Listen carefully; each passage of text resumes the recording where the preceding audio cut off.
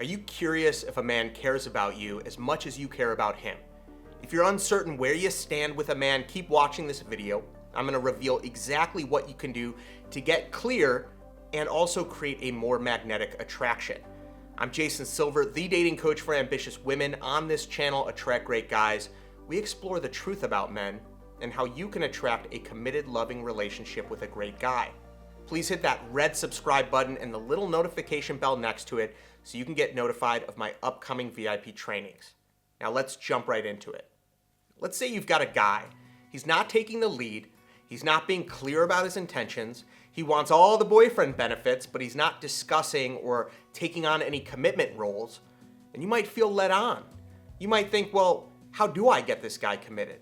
First of all, if he openly admits that he's not ready for a relationship, you should listen to him. That means he and you are not aligned, period. Many women think that they'll be the exception or they can change him, but instead you should thank him for being honest with you, because you shouldn't have to convince any man to commit to you.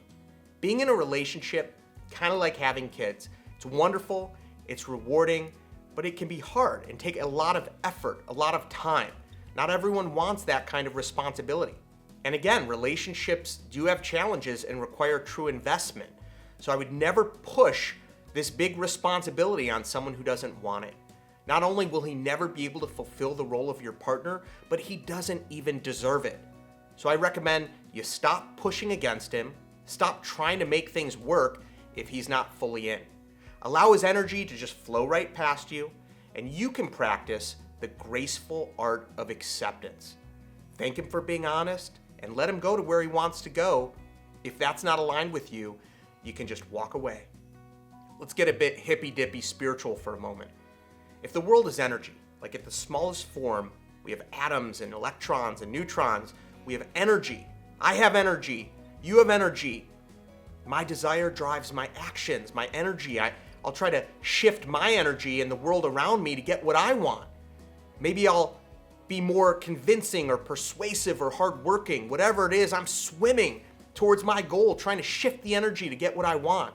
Maybe other people have different goals, or the world has different energy that's flowing at times against my desires. What do? Well, I fight harder, I work harder, I focus more. I try to be more persuasive, more motivated. But in relationships, I find it much more difficult to fight against. I'm all for persistence. It works great with some things, like in business. But when you're dealing with other people, the more that you push against other people, the more that you fight them for your own goals, it creates conflict because you're putting your own self-centered needs ahead of someone else's deeper desires. So I would recommend you let that go.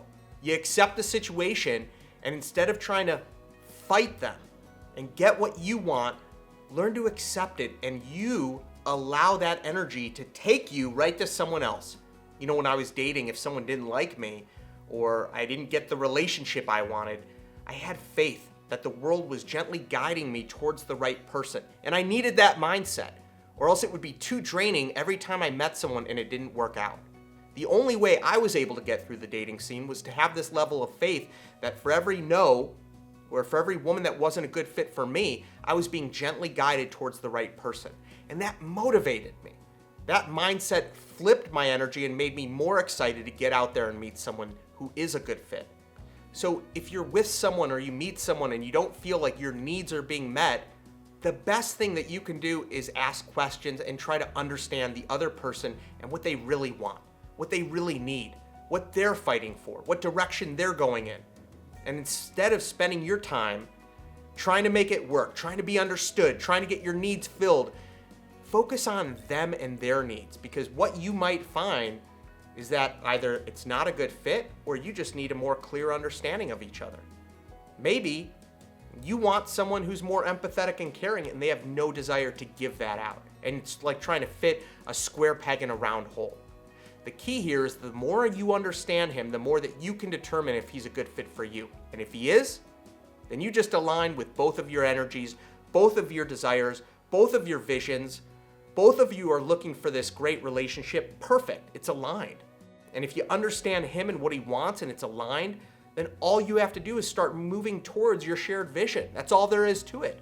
Doesn't need to be overly complicated. That's why I believe you have to accept men where they are.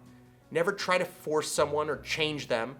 You'll find yourself more satisfied, more filled with positive energy, and surrounding yourself only with people who are a great fit for you. You're going to save so much time and energy that could have been wasted on the wrong man. But maybe you're struggling to even find a quality guy who wants to commit to you. Regardless of whether you're meeting men who won't commit or you're not meeting men at all, I'm here to help you. I've got a coaching program that is designed to help you meet and attract commitment-minded quality men quickly and easily without wasting time with the wrong guys. So if you're interested in hearing more, just check out this short training. I just filmed it. Click the link below and I'll see you over there. Thanks so much.